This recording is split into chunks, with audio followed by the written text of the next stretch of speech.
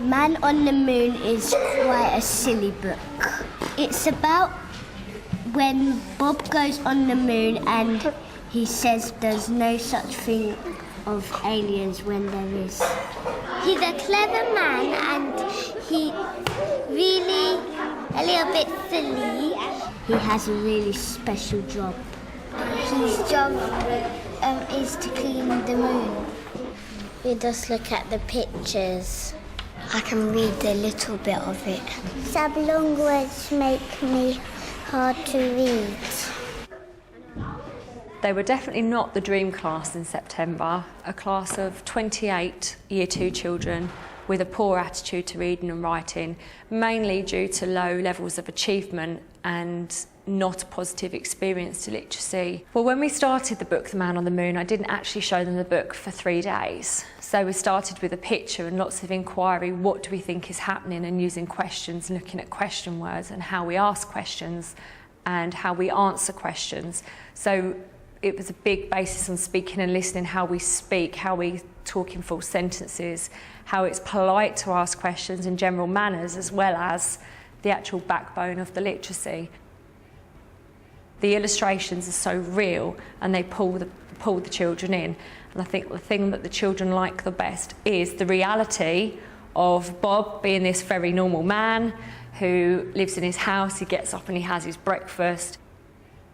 But then instead of getting in his car or on the train, he then pops off into his rocket and flies to space. I just think as adults we so underestimate what's going on in a picture book, and the amazing thing about working with young children and picture books is how sophisticated they are when it comes to reading the pictures and the words and putting the two together. So you're giving children a chance to feel very confident and very at home in a book, to inhabit a book.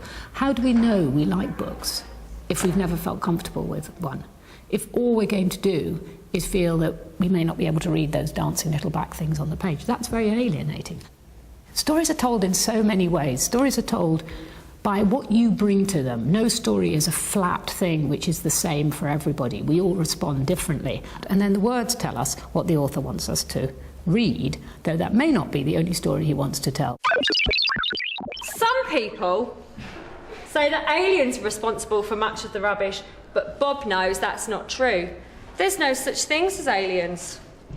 Alien. What, sorry? You just skipped the No, you're wrong. There is no such thing as aliens. My teacher thinks there's no aliens in the book, and there's really lots of aliens in the book. They were in craters and they were behind Bob doing silly stuff. There was one next to the kettle. The aliens were in his rocket too. Young children are very skilled at reading pictures. They've been brought up to do that in a sense. I mean, they have to see the world first in pictures. Print is a late comer for them. And so with a book like Man on the Moon, they are able to find an awful lot of the things that the adult won't even really look for. The domestic scene of him standing there with his hoover, just like Mum might be doing at home, except he's actually hoovering around the craters. It's details like that. And then introducing characters like, the aliens are very much at the back of the picture. But a child looking at this spread would think, who are they? They'd start peering there. Children look, they look carefully, and they get so much out of that. It makes a huge difference to a child to have met an author. It's not because they want to meet a celebrity, though they quite like that, but it's about beginning to hear what it is to make a book. And there's nothing, absolutely nothing, like meeting an author to be interested in what they've written. It changes the nature of it. It's not just this thing that comes and this is what the teacher says. It's, I've met the man who made this book.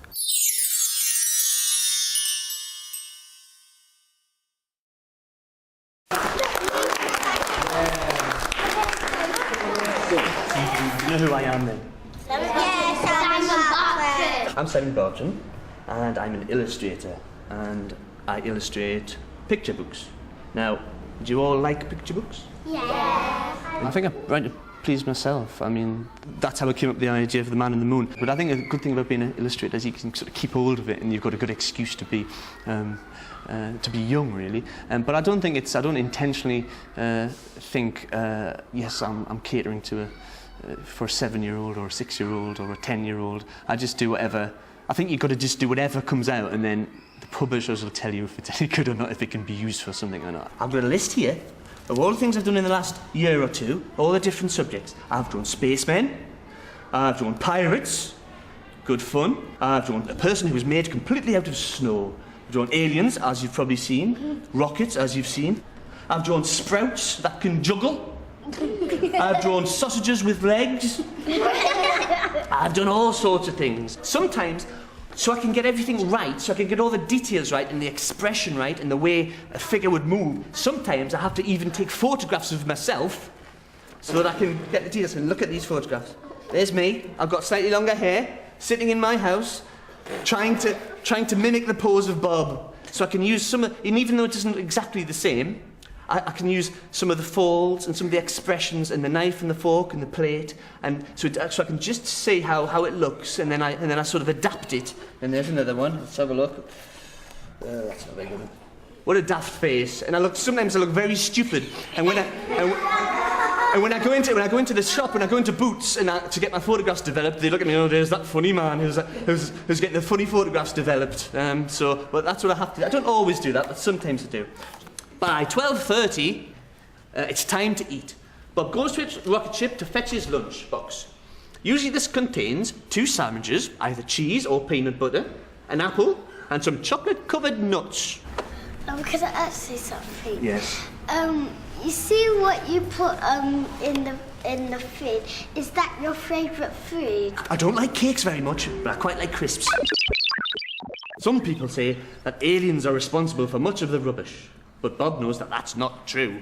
There are no such thing as aliens. Where did he...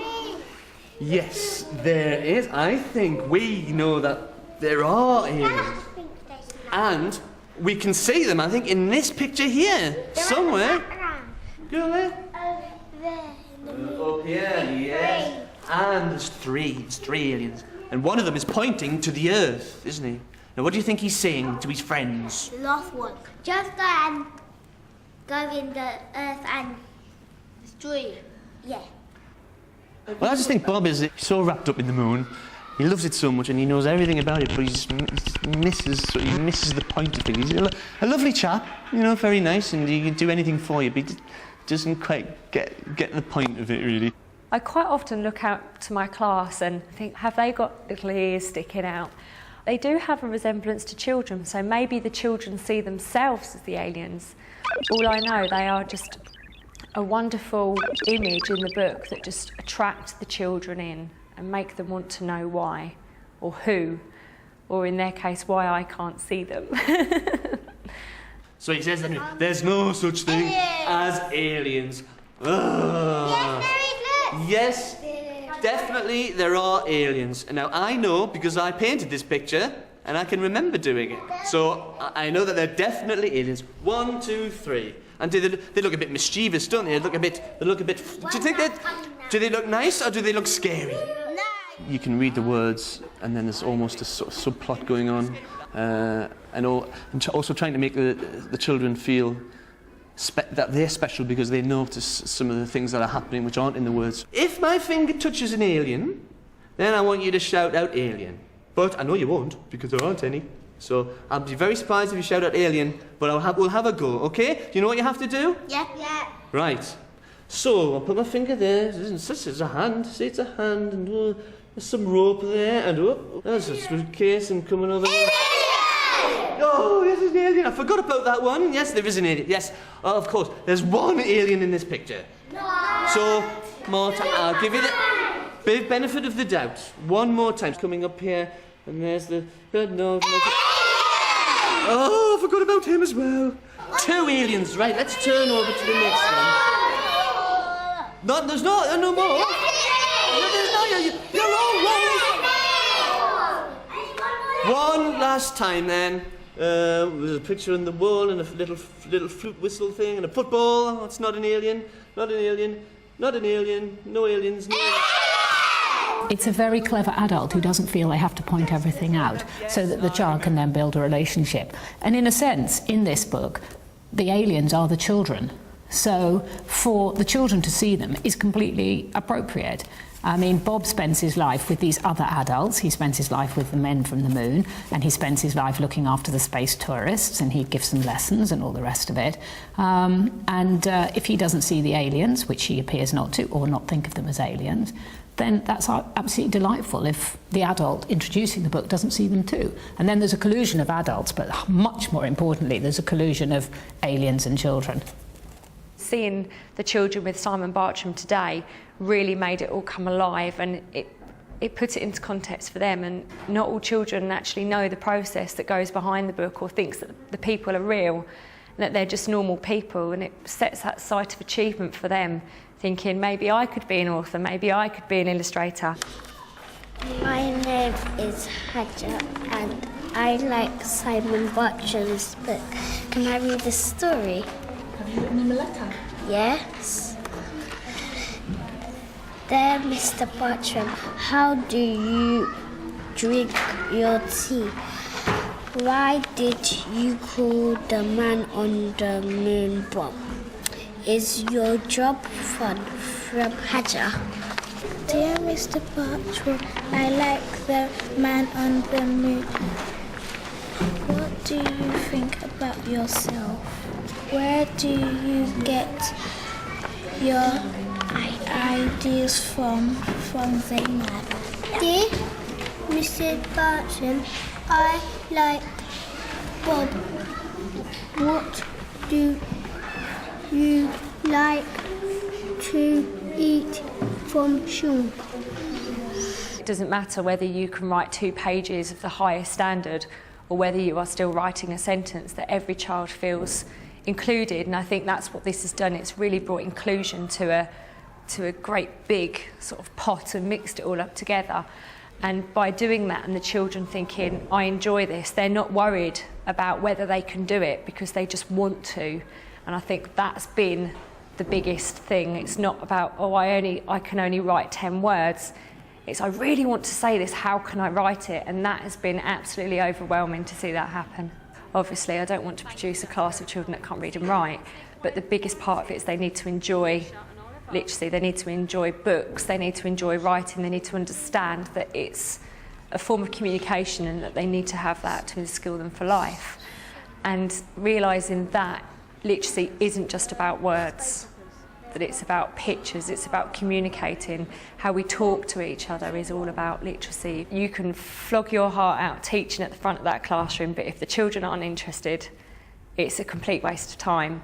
So I think captivation and imagination is the biggest thing to pull in before we start worrying too much about what book we're told we've got to do or what genre we've got to do. What I would advise from now on is just to browse through bookshelves and just go with your gut feeling on a text and not be too scared to be thinking, what objective am I ticking off? Because if you've got to meet objectives, you can find ways to meet it. And I think the biggest thing is you need the children on side. I think it's easy to write a book because you just need to write interesting words and sensible sentences.